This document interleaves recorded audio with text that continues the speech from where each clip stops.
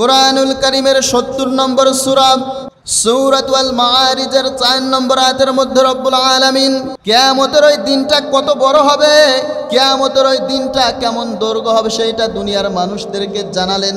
আল্লাহ রব্বুল আলামিন বলে, তাআরুজুল মালাইকাতু ওয়ার রূহু ইলাইহি ফি ইয়াউমিন কানা মিকদারুহু ৫০ আলফ সানা। আল্লাহ রাব্বুল আলামিন বলে, গোলাম শুনে নাও, দুনিয়ার এই যে একটা দিন, এই একটার দুইটা দিন নয়, একটার দুইটা বছর নয়, দুনিয়ার ৫০,০০০ বছরের যেই দৈর্ঘ্য, কিয়ামতের ওই একটা দিনের দৈর্ঘ্য হবে দুনিয়ার ৫০,০০০ বছরের সমান। আল্লাহু আকবার। এই দিনটার দৈর্ঘ্য হবে ৫০,০০০ বছর। ৫০,০০০ বছর মানুষ ওই উত্তপ্ত তামার উপরে আর ওই জ্বলন্ত সূর্যটার নিচেই থাকবে। এখন এই অবস্থা যদি বুঝে থাকেন তাহলে বলেন, এই সময়ে আল্লাহ রাব্বুল আলামিনের আরশের নিচে যে ছায়াটা দিবেন, ওই ছায়ার কি প্রয়োজন? তামার জমিনের উপরে দাঁড়ায় আছেন, আর দাঁড়ায় আছেন একদিন আর ২ দিন না, ৫০,০০০ বছর, আর সূর্যটা থাকবে মাথার ১ থেকে ১.৫ কিলোমিটার উপরে। এই মুহূর্তে ওই ছায়ার দরকার আছে না নাই? ময়দানটা কেমন ভয়ঙ্কর হবে আরো হাদিস বললে বুঝতে পারবেন। মানুষের গুনাহ পরিমাণে এই কিয়ামতের ময়দানে ঘামতে থাকবে। কারো ঘামের পরিমাণ হবে হাঁটু সমান, কারো হবে গলা সমান। কারো গুনার পরিধি যদি বেশি হয় তাহলে এই ঘামের সাগরের মধ্যে হাবুডুবু খাইতে থাকবে। উত্তপ্ত সূর্যের হিটে পানিটা কেমন গরম হয়েছে, নিচের জমিনটা হলো তামার। এ ধরনের বিভীষিকাময় ওই দিনে মানুষগুলো আযাব আর সহ্য করতে পারবে না। এই আযাবের মধ্যে থেকে আর সহ্য হবে না, সবাই মিলে সিদ্ধান্ত নিবে, আল্লাহ রাব্বুল আলামিন যদি আজকে আমাদের জাহান্নামের সিদ্ধান্ত হয়ে যায় জাহান্নাম দিয়ে দিক, আর যদি জান্নাতের সিদ্ধান্ত হয় জান্নাত দিক। এরপরেও এই আযাব আর সহ্য করতে পারতেছি না। আউযু বিল্লাহি মিনাশ শাইতানির রাজীম। বিসমিল্লাহির রহমানির রহিম। ইন্নাল্লাহা ওয়া মালাইকাতাহু ইউসাল্লুনা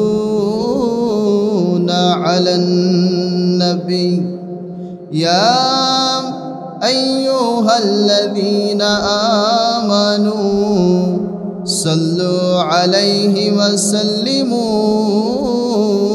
তাসলিমা। আল্লাহুম্মা মুহাম্মাদ ওয়া আলা আলি শাফিঈনা মুহাম্মাদ। আল্লাহুম্মা সাল্লি আলা।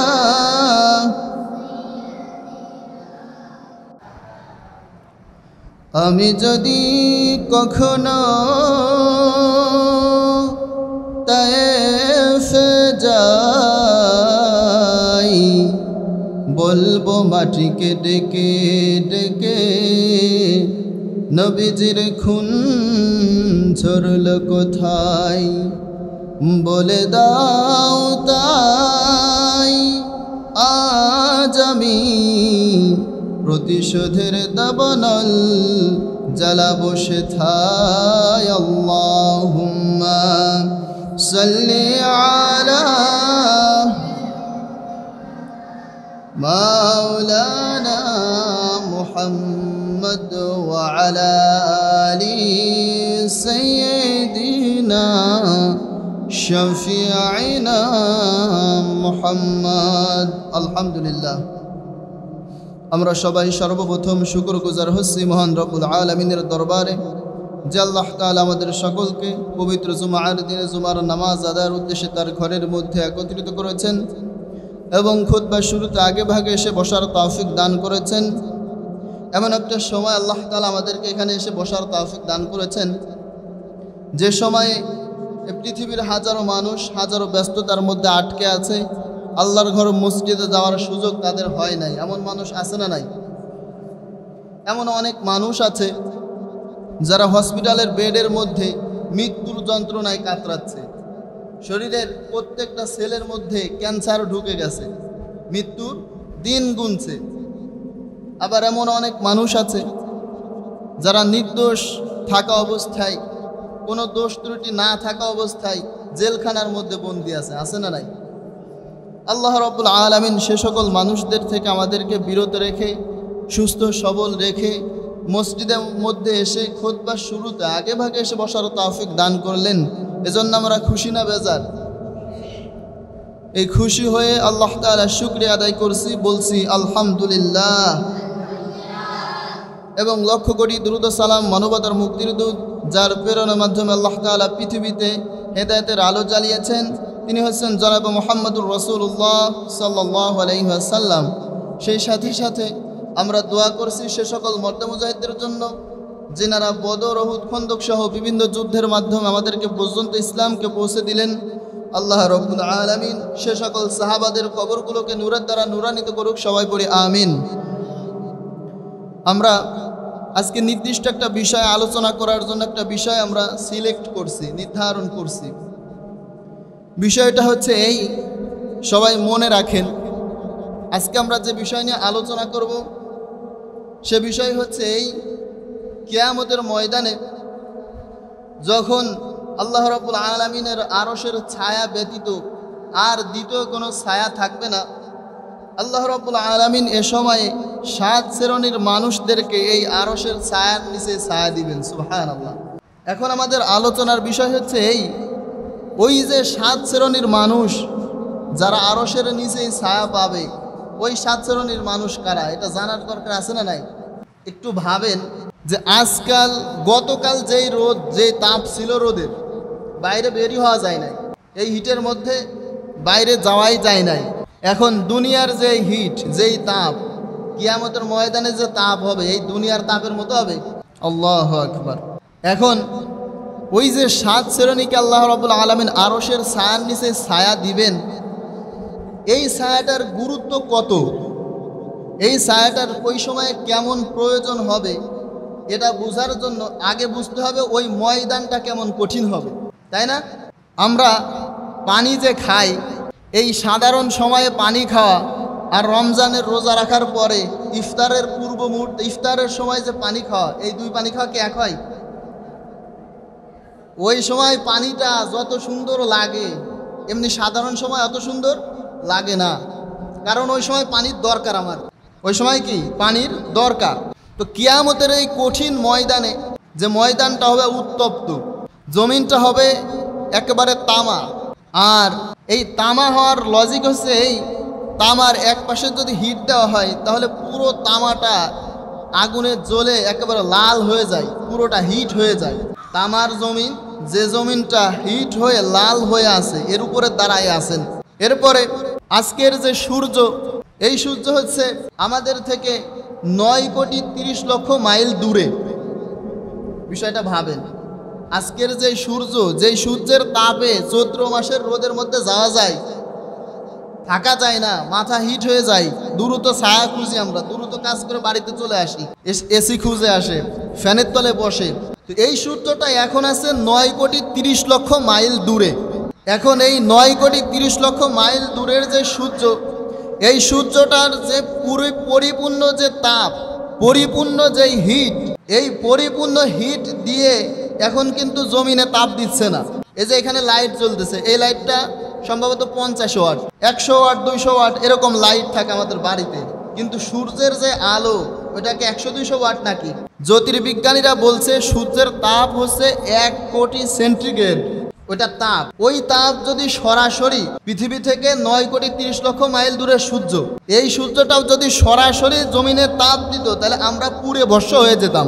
অর্থাৎ সূর্য যে তাপটা দিচ্ছে 9 লক্ষ বর্গ কিলো, 9 লক্ষ মাইল দূরে সূর্য, 9,30,00,000 মাইল দূরে এই সূর্য, এই সূর্যটা যে তাপ আমাদের কাছে আসে, ওইখান থেকে এই তাপটা জমিনে আসতে সময় লাগে, আপনার সময় লাগে 8 মিনিট 10 সেকেন্ড, কোনো কোনো মতে 20 সেকেন্ড, অর্থাৎ 8 মিনিট 10 থেকে 20 সেকেন্ডে ওইখান থেকে আলোটা জমিনে এসে পৌঁছায়।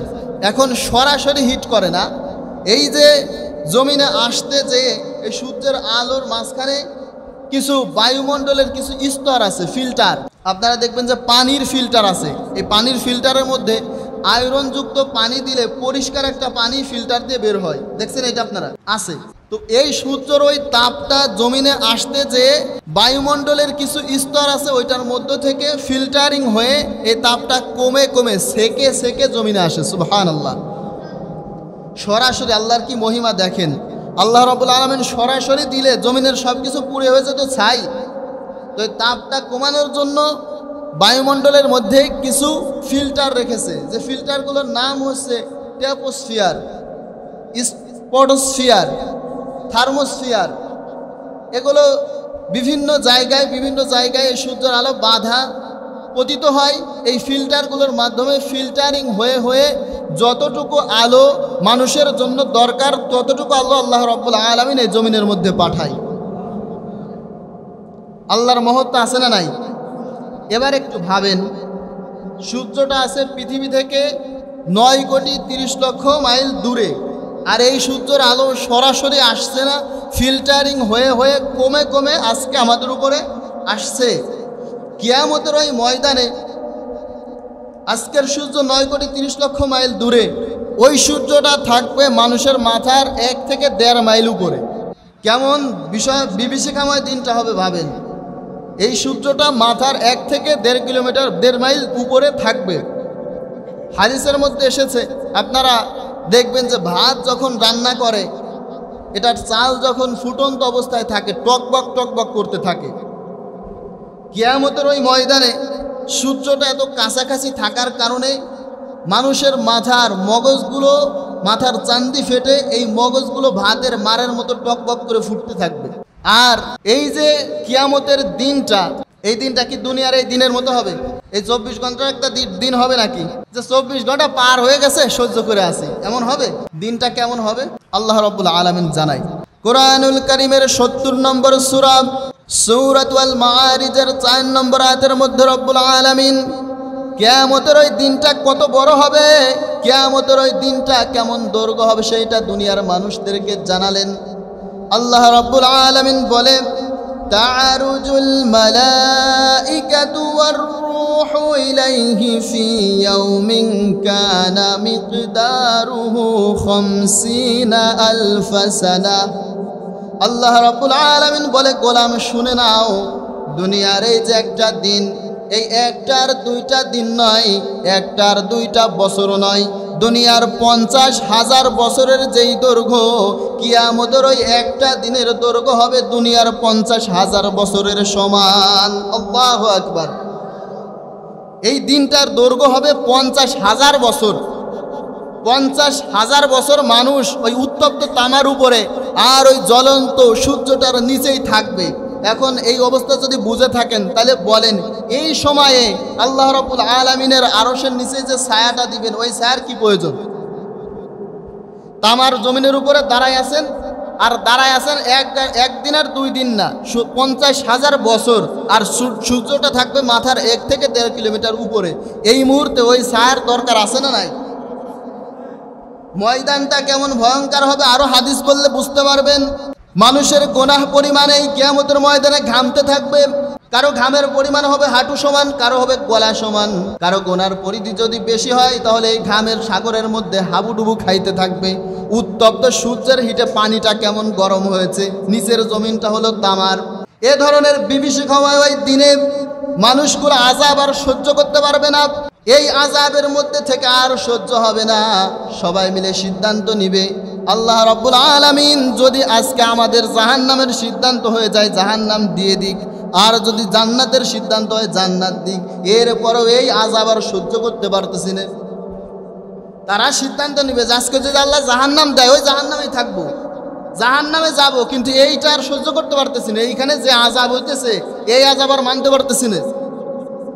সমস্ত মানুষ একত্রিত হয়ে চলে যাবে সাইয়েদিনা আদম আলাইহিস সালামের কাছে, গিয়ে বলবে, আপনি আমাদের আদি পিতা, আমরা তো আপনার সন্তান। আল্লাহ রাব্বুল আলামিন নিজ হাতে আপনাকে বানিয়েছে, আল্লাহ রাব্বুল আলামিন আপনাকে উদ্দেশ্য করে সমস্ত ফেরেশতাকে দিয়ে আপনাকে সেজদা করিয়েছে। আজকে একটু আমাদের জন্য আল্লাহর কাছে সাহায্য চান না? আল্লাহ রাব্বুল আলামিনের খুব প্রিয় আপনি একটু আল্লাহর কাছে বলেন আজকে যেন বিচারের কার্যকরটা শুরু করে। যদি জান্নাত হয় জান্নাতে দিবে, আর যদি জাহান্নাম হয় এরপর জাহান্নামে দিবে। এরপরেও এই ময়দানের মধ্যে আর থাকতে পারতেছেন, এই আযাব আর সহ্য হয় না। আল্লাহর কাছে একটু চান, আল্লাহর কাছে একটু বলেন, আল্লাহ যেন বিচারের কার্যক্রমটা একটু শুরু করে, বিচারের কার্যক্রমটা এখনই চালু করে দেয়। আদম আলাইহিস সালাম বলবে এটা আমি পারবো না, কারণ আল্লাহ রাব্বুল আলামিন আমাকে আদেশ করেছিলেন وَيَا آدَمُ اسْكُنْ أَنْتَ وَزَوْجُكَ الْجَنَّةَ فَكُلَا مِنْ حَيْثُ شِئْتُمَا وَلَا تَقْرَبَا هَذِهِ الشَّجَرَةَ فَتَكُونَا مِنَ الظَّالِمِينَ। আদম আলাইহিস সালাম ওই দিন বলবে আল্লাহ রাব্বুল আলামিন আমাকে নিষেধ করেছিল ওই নিষিদ্ধ গাছটার কাছে যেতে, আমি যেন ওই গাছের ফল না খাই, কিন্তু আমি আল্লাহ রাব্বুল আলামিনের আদেশটা অমান্য করেছি। আল্লাহ রাব্বুল আলামিনের আদেশ ভেঙে ওই নিষিদ্ধ গাছের ফল আমি খেয়েছিলাম। আজকে না জানি আল্লাহ রাব্বুল আলামিন আমার কাছে ওইটা জিজ্ঞাসা করে কিনা, আমি এটা বলতে পারবো না। চলে যাও নূহের কাছে। আজকে এখন থেকে এখানে আমি কিছু করতে পারবো না, না জানি আল্লাহ আমাকে ধরে কিনা। নূহের কাছে যাও, নূহ আলাইহিস সালামের কাছে গিয়ে বলো, সে কিছু একটা করতে পারবে হয়তো। সমস্ত মানুষ ছুটে যাবে নূহ আলাইহিস সালামের কাছে। নূহ আলাইহিস সালামের কাছে যে দেখবেন নূহ আলাইহিস সালাম নিজের চিন্তায় নাফসি নাফসি পড়তে আছে। সমস্ত মানুষ নূহ আলাইহিস সালামের কাছে গিয়ে বলবেন আজকে একটু আমাদের জন্য আল্লাহর কাছে সাহায্য চান না। নূহ আলাইহিস সালাম বলবে আমি এটা পারবো না, কারণ দুনিয়ায় থাকা অবস্থায় আমি আমার উম্মতের জন্য অভিশাপ দিয়েছিলাম, যার জন্য আমার পুরো একটা কওম ধ্বংস হয়ে গেছিল, সমস্ত মানুষের উপরে প্লাবন নেমে এসেছিল। না জানি আল্লাহ রাব্বুল আলামিন ওইটা আমার কাছে জিজ্ঞাসা করা আমি পারবো না। ইব্রাহিম আলাইহিস সালামের কাছে যাও, কারণ সে হলো আল্লাহর খলিল, আল্লাহর বন্ধু। গিয়ে ইব্রাহিমের কাছে দেখো সে কিছু করতে পারে নাকি। ইব্রাহিম হয়তো তোমাদের জন্য কিছু করতে পারবে। সমস্ত মানুষ যখন ইব্রাহিম আলাইহিস সালামের কাছে যাবে, ইব্রাহিম আলাইহিস সালামকে দেখবে যে সে নিজের চিন্তা ইয়া নাফসি ইয়া নাফসি, আমাকে বাঁচাও আমাকে বাঁচাও, এইটা পড়তে আছে। ইব্রাহিম আলাইহিস সালামের কাছে সমস্ত মানুষ যে বলবে ওগো নবী, আপনি তো আমাদের জাতির পিতা ছিলেন, আপনি তো আমাদের মুসলিম জাতির পিতা হিসাবে আল্লাহ রাব্বুল আলামিন আপনাকে পাঠাইছে। আল্লাহ রাব্বুল আলামিন নিজে আপনাকে বন্ধু বলেছিল। আজকে একটু আল্লাহর কাছে বলেন না, বিচারের কার্যক্রমটা যেন শুরু করে দেয়। আর তো সহ্য হয় না এই জ্বালা, আর এই আযাব সহ্য করতে পারতেছেন, আপনি একটু আল্লাহর কাছে সাহায্য চান। ইব্রাহিম আলাইহিস সালাম বলবে আমি পারবো না, কারণ দুনিয়ায় থাকা অবস্থায় 3 বার আমি মিথ্যা কথা বলেছি। আল্লাহ রাব্বুল আলামিন আজকে যদি আমাকে আমার নিজের ওই 3 বার মিথ্যা কথা বলার কারণ জানতে চায়, আমি নিজেই ধরা খেয়ে যাব, আমি পারবো না। চলে যাও মুসার কাছে। মুসা আলাইহিস সালাম হচ্ছে কালিমুল্লাহ, আল্লাহর সাথে জমিনে থেকে সরাসরি কথা বলেছে। এটা বুঝেন নাই? দুনিয়ার একটা মানুষ আল্লাহর সাথে সরাসরি কথা হয়, সুবহানাল্লাহ বলবেন না? মানে আপনাদের প্রতিদিন হয় আর কি, তাই না? কথা হয়। জমিনে থাকা একটা মানুষ আল্লাহর সাথে কথা বলে, এমন মুজিজা আল্লাহ রাব্বুল আলামিন তাকে দিয়েছিলেন। সমস্ত মানুষ ছুটে যাবে ওগো আল্লাহর নবী মুসা, আল্লাহ রাব্বুল আলামিন আপনার সাথে নিজে কথা বলেছে। আজকে যে আযাবের মধ্যে ফেসে গিয়েছি ওগো আল্লাহর নবী মুসা, আজকে তো এই আযাব আর সহ্য হয় না, আল্লাহর কাছে একটু বলেন, বিচারের কার্যক্রমটা একটু শুরু করতে বলেন। মুসা আলাইহিস সালাম বলবে আমি পারবো না, কারণ দুনিয়ায় থাকা অবস্থায় একটা লোককে একটা থাপ্পড় দিয়ে মেরে ফেলেছিলাম আমি। মানে একটা লোককে একটা থাপ্পড় দিয়েছে, মারা গেছে। নবীদের হাতের শক্তি তো জান্নাতি 40 জন পুরুষের শক্তি আল্লাহ রাব্বুল আলামিন একজন নবীর হাতের মধ্যে দিয়ে দেয়, সুবহানাল্লাহ। মুসা আলাইহিস সালাম বলবে পারবো না আমি, কারণ দুনিয়ায় থাকা অবস্থায় একটা লোককে একটা থাপ্পড় দিয়ে মেরে ফেলেছিলাম আমি। চলে যাও ঈসার কাছে, ঈসা কিছু করতে পারবে হয়তো। সমস্ত মানুষ মুসা আলাইহিস সালাম থেকে ফিরে চলে যাবে ঈসা আলাইহিস সালামের কাছে। ঈসা আলাইহিস সালামকে বলবে ওগো আল্লাহর নবী ঈসা, প্রথমে গিয়েছিলাম আদম আলাইহিস সালামের কাছে, সে পাঠিয়েছে নূহ আলাইহিস সালামের কাছে, ইব্রাহিম আলাইহিস সালামের কাছে, এরপরে মুসা আলাইহিস সালামের কাছে, পক্ষান্তর আপনার কাছে এসেছে। আপনি একটু আল্লাহর কাছে বলেন আল্লাহ রাব্বুল আলামিন যেন এই বিচারের কার্যক্রমটা আজকে শুরু করে দেয়। সমস্ত মানুষ ছুটে যাবে ঈসা আলাইহিস সালামের কাছে, আজকে আপনি আমাদের জন্য কিছু করেন।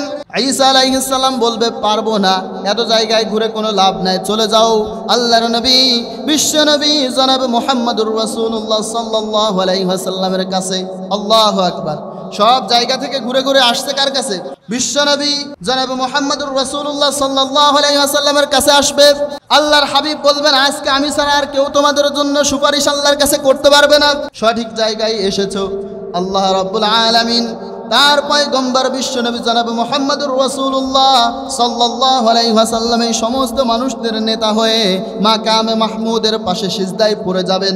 সিজদায় পড়ে কাঁদতে থাকবেন। অন্যান্য নবীরা সমস্ত মানুষ আল্লাহর কাছে বলেছে ইয়া নাফসি ইয়া নাফসি, নিজেকে বাঁচাতে আল্লাহর কাছে সাহায্য চেয়েছে।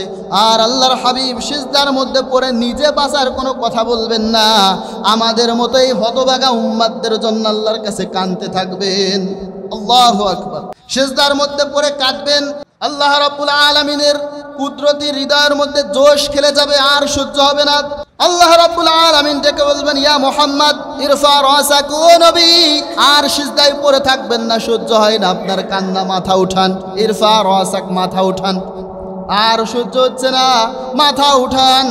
আল্লাহ রাব্বুল আলামিন বিশ্বনবী কষ্ট করে বলবে ওয়াকুল ইয়াসমা, আজকে আর সিজদায় পড়ে থাকবেন না, মাথা উঠান, যা চাইবেন যা বলবেন শুনবো। ওয়াকুল ইয়াসমা, যা বলবেন শুনবো। ওয়াসাল তুতা, আপনার যা চাওয়া সব পূরণ করব। ওয়াশফা তুশাফা, যাকে খুশি আজকে যাকে খুশি যাকে বলবেন সাফায়াত করার জন্য, যাকে ইচ্ছা তাকে নিয়ে জান্নাতে চলে যান। সুবহানাল্লাহ পড়বেন না? বিশ্বনবীর স্ট্যাটাস দেখেন। অন্যান্য সমস্ত নবীরা তাদের কাছে যখন উম্মত গেছে, যাওয়ার পরে বলতেছে আজকে আর পারবো না। আদমের কাছে গেছে, আদম আলাইহিস সালাম বলছে নূহের কাছে যাও। নূহ আলাইহিস সালাম বলছে ইব্রাহিমের কাছে যাও। ইব্রাহিম আলাইহিস সালাম বলছে মুসার কাছে যাও। মুসা আলাইহিস সালাম বলছে ঈসার কাছে যাও।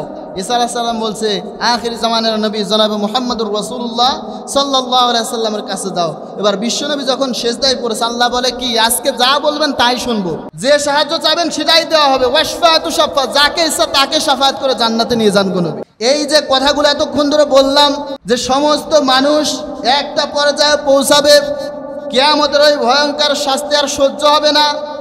তারা সুপারিশ করার জন্য যে বলবে যে আজকে যদি আমাদের ফয়সালা জাহান্নাম হয় জাহান্নাম দিয়ে দেন, আর যদি জান্নাত হয় জান্নাত দিয়ে দেন। এই আযাব আর সহ্য হচ্ছে না।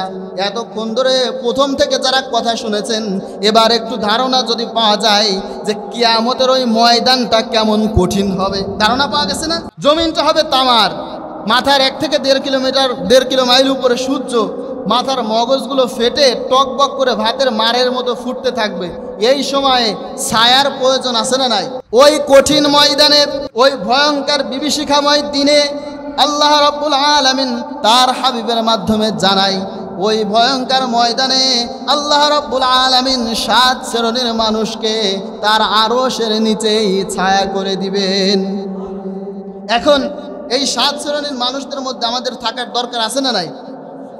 হাদিসটি হচ্ছে সহিহ আল বুখারীর 660 নম্বর হাদিস।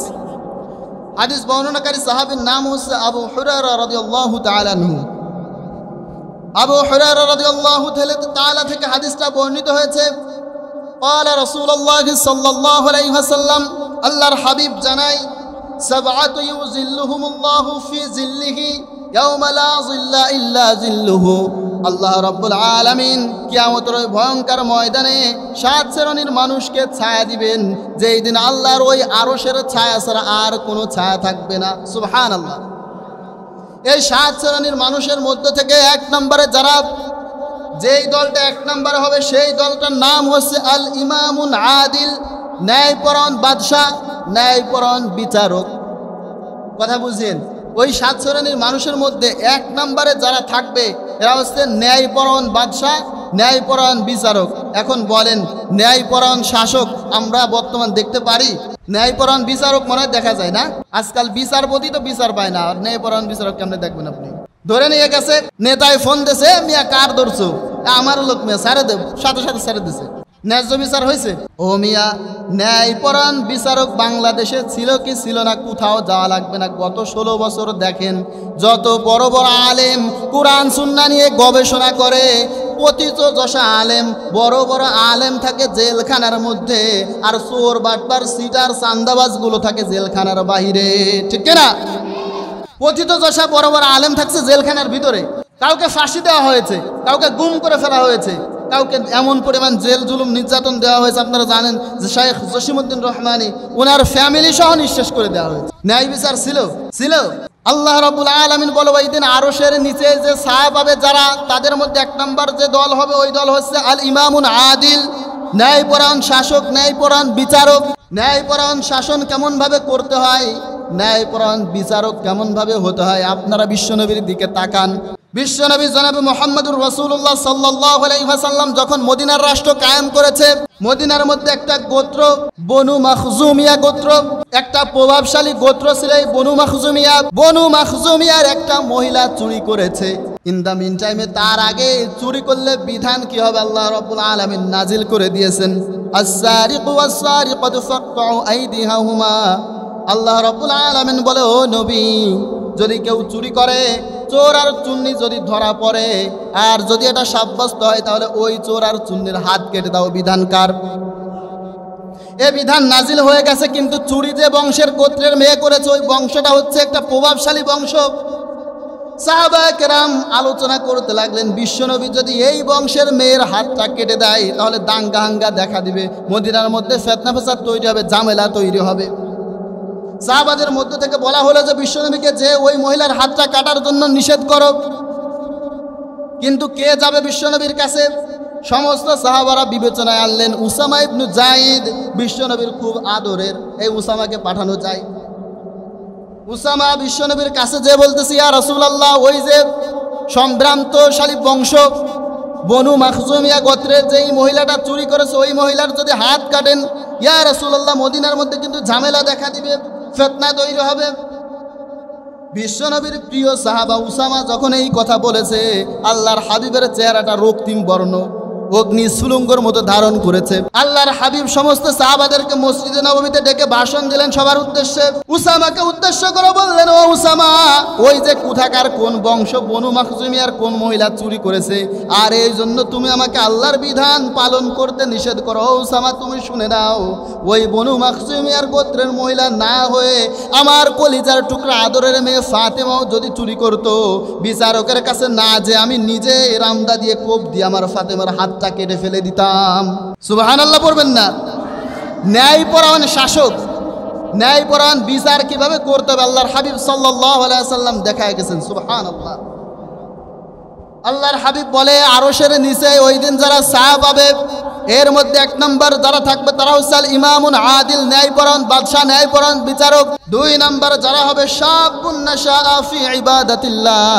আল্লাহ রাব্বুল আলামিন তার হাবিবের মাধ্যমে জানায়, ওই কিয়ামতের ওই ভয়ঙ্কর ময়দানে আরশের নিচে যারা ছায়া পাবে, এর মধ্যে দুই নম্বর হবে তারা, দুই নম্বর হবে সেই যুবক, যেই যুবক তার যৌবন কালটা হেলাই খেলাই দুনিয়ার মধ্যে নেতাগিরি আর ফাজলামি করে ফ্রি ফায়ার না খেলে আল্লাহর ভয়ে আল্লাহর ইবাদতের মধ্যে কাটায়। সেই যুবক, যে যুবক দুনিয়ার মধ্যে থাকা অবস্থায় হেলাই ফেলাই তার সময়টা না কাটায়, রাজপথে জালো জ্বালা আগুন জ্বালোর মিছিল না দিয়ে কার ভয়ে জীবন কাটায়? আগুন জ্বালায় না, জ্বালাও পোড়াও করে বেড়ায় না, পাবজি আর ফ্রি ফায়ার খেলে সময় নষ্ট করে না, আল্লাহর ভয়ে তার সময়টা কাটায়। তাহলে একটা একটা করে পাওয়া যাইতেছে, কিন্তু যে আরো সে ছায়ায় যারা থাকবে, এ কোয়ালিটিও কিন্তু সাধারণ কোয়ালিটি না, ন্যায়পরায়ণ হতে হবে। এখন প্রথম গুণাবলী শুনে সবাই মনে করছে যে ওইটা তো আমাদের লাগে না, ও তো সরকার যারা হবে, দায়িত্বশীল যারা হবে, জজ ব্যারিস্টার যারা হবে তাকার, তাই না? এটা মনে হয়েছে না? শুনে ভাবছেন যে আর ইমামুন আদিল, ন্যায়পরায়ণ বিচারক আর ন্যায়পরায়ণ বাদশা, আসলে কথা তা না। কথা হলো আপনি যে ক্ষমতার মালিক, ওই ক্ষমতা আপনার অধীনস্থ ক্ষমতার মধ্যে যাদেরকে রাখবেন তা ন্যায় বিচার করা লাগবে। হাজী সাহেব হজ করতে গেছে, হজ করতে যাওয়ার পরে কাবার চত্বরে আল্লাহর ধরে মুনাজাত ধরে আল্লাহর কাছে কাঁদতেছে, আল্লাহ কি করে আসছে তুইও জানিস আমিও জানি, আল্লাহ তুই যদি মাফ না করিস, মাফ করার কেউ নাই। কি করে আসছে সে? ছেলে ছিল 4টা, জমি ছিল 20 পাখি, মেয়ে ছিল 1টা। 4 ছেলেরে 20 পাখি জমি 5 পাখি করে ভাগ করে দিয়ে চলে গেছে। মেয়েরে দোয়া করে দিয়ে বলতেছে, মা তুই তোর জন্য দোয়া রইল, এবার সে কাবার চত্বরে যায়, কান্দে, আল্লাহ কি করে আছি তুইও জানিস আমিও জানিস, মাফ কর। ও মিয়া, এই হাজী সাহেব যদি কাবার চত্বরে কান্না করতে করতে সাগরও বাঁধায় ফেলে, আল্লাহ রব্বুল আলামিন তাকে ক্ষমা করবে। তা আপনি তো সমঝোতা সবার মধ্যে জারি করতে পারেন নাই, আপনি তো ন্যায়পরায়ণ শাসক হতে পারলেন না মিয়া, আপনি আবার কি করে ওই নেতার আর সরকারের চিন্তা করেন? আল্লাহ রাব্বুল আলামিন তার হাবিবের মধ্যে জানাল, ইমামুন আদিল, নেতা যে হবে সে তার জায়গায়, সে তার দায়িত্বরত জায়গার মধ্যে সৎ ব্যবস্থা, তার দায়িত্বরত জায়গার মধ্যে ইনসাফ পূর্ণ করবে সে। তাহলে সব জায়গায় ইনসাফ করার দরকার আছে না নাই? 2 নাম্বার কোয়ালিটি বললাম যে ওই যুবক যে তার সময় কাটায় কার রাস্তায়। 3 নাম্বার হচ্ছে রজুলুন কলবুহু মুআল্লাকুন ফিল মাসাজিদ, ওই ব্যক্তি যে শুক্রবারের দিন খালি মসজিদে এসে জুমার নামাজটা পড়ে তাড়াতাড়ি বেরোয় চলে যায়, তাই না? রজুলুন কলবুহু ফিল মাসাজিদ, আল্লাহর হাবিব জানায় 3 নাম্বারে ওই ব্যক্তি আরশের নিচে ছায়া পাবে। সে ওই ব্যক্তি হবে না যে জুমার দিন তাড়াতাড়ি সবার শেষে আসে, জুমার নামাজটা পড়ে খুতবাও ভালো করে শুনে না, তাড়াতাড়ি সুন্নাত তা পড়ে বেরো চলে যায়, এই ব্যক্তি না। 3 নাম্বার হচ্ছে ওই ব্যক্তি রজুলুন কলবুহু ফিল মাসাজিদ, যার অন্তরটা সবসময় মসজিদের সঙ্গে লেগে থাকে। যার অন্তর কি করে? সবসময় মসজিদের সঙ্গে লেগে আছে। যেমন বলবেন যে হুজুর অন্তর কিন্তু আমার মসজিদে থাকে, কিন্তু আমারে খালি পাওয়া যায় না। অন্তর আমার মসজিদেই থাকে, কিন্তু আমারে নামাজের সময় পাওয়া যায় না। আমাদের সময় হয়ে গেছে, আমি তাড়াতাড়ি বলে দেই, সবগুলো বিশ্লেষণ করতে গেলে অনেক সময় লাগবে, এটা সম্ভব হবে না, আমাদের সময়ের যে ক্যাপাসিটি রয়েছে। 3 নাম্বারে হচ্ছে ওই ব্যক্তি যার অন্তর মসজিদের সঙ্গে লেগে থাকে, অর্থাৎ মসজিদের সমস্ত কাজে তাকে পাওয়া যায়। আজকাল তো এমনও নেতা দেখা যায় যে নেতা কর্মীরা মসজিদে যাওয়া নিষেধ করে, নেতা কর্মীরা মসজিদে যাওয়া নিষেধ করে। বাবা, সে কেমন নেতার নেতা, আর আপনিও কেমন বলদ উম্মত তার, আপনিও কেমন বলদ কর্মী তার, যে আপনার নেতা আপনার ভালো কাজ করার জন্য নিষেধ করলে আর আপনি এটা সজ্ঞানে মেনে নিলেন। আপনার মতো আপনার নেতা যে খাটাস, আপনার নেতা যে খবিস, আপনি হচ্ছেন তার চেয়ে বড় খবিস। আপনার নেতা আপনাকে যদি ভালো কাজে যেতে নিষেধ করে, বুঝতে হবে এই নেতা কোরআন সুন্নাহ অনুযায়ী চলে না। সেই নেতাকে অনুসরণ করতে হবে যে নেতা নামাজের সময় হলে নামাজে পাঠায় আপনাকে, সেই নেতাকে অনুসরণ করবেন যে নেতা নামাজে দ্বারা নিজে ইমামতি করার যোগ্যতা রাখে। এখন আপনার নেতাও নামাজ পড়ে না, নেতা কাঞ্জা খায় 5 ওয়াক্ত, আপনি এই নেতার কর্মী হয়ে আপনি মনে করতেছেন জান্নাতে যাবেন। জান্নাতে তো সহজ না, জান্নাত মামুর বাড়িও না। কথা কি বোঝা যায়? আল্লাহর হাবিব জানায় যে রজুলুন কলবুহু ফিল মাসাজিদ, 3 নাম্বার ওই ব্যক্তি যার অন্তরটা মসজিদের সঙ্গে লেগে থাকে। আমরা তাড়াতাড়ি বলে দিই। 4 নাম্বার হচ্ছে রজুলানি তুহাব্বা ফিল্লাহি ইজতামা আলাইহি ওয়া তাফাররাকা আলাইহি, ওই 2 ব্যক্তি যে একজন অপরজনকে ভালোবাসে কার সন্তুষ্টির জন্য, আবার একজন অপরজন থেকে বিরত হয়, ভালোবাসা থেকে, সম্পর্ক রাখা থেকে, কার সন্তুষ্টির জন্য? আমাদের একজন অপরজনকে ভালোবাসা হবে কার জন্য? কার সন্তুষ্টির জন্য। আবার একজন থেকে আমরা বিরত থাকবো কার সন্তুষ্টির জন্য? আমাদের সম্পর্ক হবে আল্লাহর জন্য, সম্পর্ক ছিন্নও করব আল্লাহর জন্য। 5 নাম্বার হচ্ছে রজুলুন দাওয়াতহুম রাতু যাতু মানসিবি ওয়া জামাল ফাকালা ইন্নী আখাফুল্লাহ, ওই ব্যক্তি, ওই তরুণ, ওই যুবক যাকে কোনো সম্ভ্রান্তশালী সুন্দর মহিলা তার মেসেঞ্জারে মেসেজ দিয়েছে, এবার সে ধরে রিপ্লাই দেওয়া শুরু করলো। যুবকরা বুঝতেছে আর কি, একজন সুন্দর সম্ভ্রান্তশালী মহিলা যদি কুপ্রস্তাব দেয়, ওই ব্যক্তি বলে ক্বালা ইন্নী আখাফুল্লাহ, যে আমি তোমার এই কুপ্রস্তাবে রাজি হচ্ছি না, আমি ভয় করি কাকে? আল্লাহর হাবিব জানায় যে 5 নম্বরে ওই ব্যক্তি আরশের নিচে ছায়া পাবে যে সুন্দরী সম্ভ্রান্তশালী মহিলার কুপ্রস্তাবকে গ্রহণ করে না, বলে ইন্নী আখাফুল্লাহ, আমি আল্লাহকে ভয় করি। আপনারা বুঝতে পারছেন কথা? তাড়াতাড়ি বলে দিই। 6 নম্বর হচ্ছে রাজুলান তুসাদ্দাকা বিসাদকাতি ফাখফাহা হাত্তা লা তা'লামা শিমালুহু মা তুনফিকু ইয়ামিনুহু, ওই ব্যক্তি যে দান করে, গোপনে দান করে আল্লাহর সন্তুষ্টির জন্য, লা তা'লামা শিমালুহু, তার সে যে ডান হাত দিয়ে দান করছে ওই দানটা বাম হাতেও টের পায় না। এখন আমাদের স্বভাব হচ্ছে এই 1000 টাকা দিয়ে আগেই করে হুজুর সবারে বলে দেন, সে দান করছে কার সন্তুষ্টির জন্য, এবার এসে বলতেছে হুজুর আমি এটা নিষেধ করতেছি। অনেক সময় এটা দিলে পরে উদ্বুদ্ধ হয় অনেকেই, কিন্তু অনেকেরই টেন্ডেন্সি হচ্ছে এমন যে আমি যে দান করছি এটা সারা দুনিয়ার মানুষ জানো, আছে না নাই? কিন্তু আল্লাহর হাবিব বলে যে না, আরশের নিচে ছায়া পাবে ওই ব্যক্তি যে ডান হাত দিয়ে দান করে কিন্তু বাম হাতও টের পায় না, অর্থাৎ গোপনে নীরবে নিবৃত আল্লাহ সন্তুষ্টির জন্য দান করে দেয়। আপনি দেখবেন গোপনে যখন আপনি 5টা টাকাও দান করবেন, দুনিয়ার কোনো মানুষকে দেখানোর জন্য না, আল্লাহর দেখানোর জন্য, ওই দানের মধ্যে যেই পরিতৃপ্তি, ওই দানের মধ্যে যেই শান্তি, সারা দুনিয়ার আপনার যত সম্পদ আছে সব যদি মানুষের জন্য, মানুষের দেখায় দান করেন, ওই পরিতৃপ্তি নাই। 7 নম্বর সর্বশেষ যেটা, রজুলুন যাকারাল্লাহ খালিয়াতান ফাফাদাত ইনায়া। আল্লাহর হাবিব জানাই 7 নম্বরে ওই ব্যক্তি কিয়ামতের ময়দানে আরশের ছায়ার নিচে ছায়া পাবে, সে যখন গোপনে থাকে, নীরবে থাকে, দুনিয়ার কেউ তাকে দেখে না, এ পর্যায়ে এসে সে পাপ কাজে লিপ্ত হয় না, এ পর্যায়ে এসে ওই যুবক সে ইন্টারনেটের পর্ন সাইটের মধ্যে ঢুকে না, সে ইউটিউব ফেসবুক থেকে আজে বাজে ভিডিও দেখে না। ওই যুবক, ওই মানুষ সে যে গোপনে থাকে, নীরবে নিবৃত্তি থাকে, পৃথিবীর কেউ দেখে না, এমন অবস্থায় আল্লাহর ভয়ে কাঁদে। আল্লাহর হাবিব জানাই যে খালিসাতান ফাফাদাত আইনা, তার চোখ থেকে পানি ঝরাতে থাকে, একেবারে নীরবে নিবৃত্তি গোপনে থেকে আল্লাহর ভয়ে সে ব্যক্তিরা কাঁদতে থাকে। এখন আমরা যে 7 শ্রেণীর ব্যক্তির কথা বললাম, এই 7 শ্রেণীর মধ্যে আমাদের থাকার দরকার আছে না নাই? পিছনে যারা আসছে সম্পূর্ণটা শুনতে পারে নাই, আমি একবারে বলে দিই সবগুলা। 1 নম্বর হচ্ছে ন্যায়পরায়ণ বাদশা বা ন্যায়পরায়ণ বিচারক। 2 নম্বর হচ্ছে এমন যুবক যে তার যৌবনকালটা কাটায় আল্লাহর ইবাদতে। 3 নম্বর হচ্ছে ওই ব্যক্তি যার অন্তরটা সবসময় মসজিদের সঙ্গে লেগে থাকে, জুড়ে থাকে। 4 নম্বর হচ্ছে ওই ব্যক্তি, ওই 2 ব্যক্তি যে একজন অপরজনকে ভালোবাসে কার সন্তুষ্টির আশায়, আবার দূরেও থাকে কার সন্তুষ্টির আশায়। 4 নম্বর হচ্ছে ওই যুবক, ওই পুরুষ যাকে সুন্দরী বংশের, সম্ভ্রান্তশালীর বংশের মহিলা যখন কুপ্রস্তাবের আমন্ত্রণ জানায়, সে বলে ইন্নী আখাফুল্লাহ, আমি আল্লাহকে ভয় করি। 6 নম্বর হচ্ছে ওই ব্যক্তি, যে ব্যক্তি গোপনে দান করে আর ডান হাত দিয়ে দান করে, তার বাম হাতও টের পায় না। এখানে কথা বলার বিষয় না, আপনারা শুনেছেন আগে। 7 নম্বর হচ্ছে ওই ব্যক্তি যে গোপনে নীরবে নিবৃত্তে চোখের পানি ঝরায় কার ভয়ে, কার সন্তুষ্টির আশায়। এই যে 7 শ্রেণীর কথা আমরা বললাম, যে 7 শ্রেণী কিয়ামতের ওই ভয়ঙ্কর ময়দানে আরশের ছায়ার নিচেই ছায়া পাবেন। আল্লাহ রাব্বুল আলামিন আমাদের সবাইকে এই 7 শ্রেণীর যে গুণ, এই গুণে গুণান্বিত হয়ে আমাদের সবাইকে আরশের ছায়ার নিচে আশ্রয় দিক। সবাই পড়ে আমিন।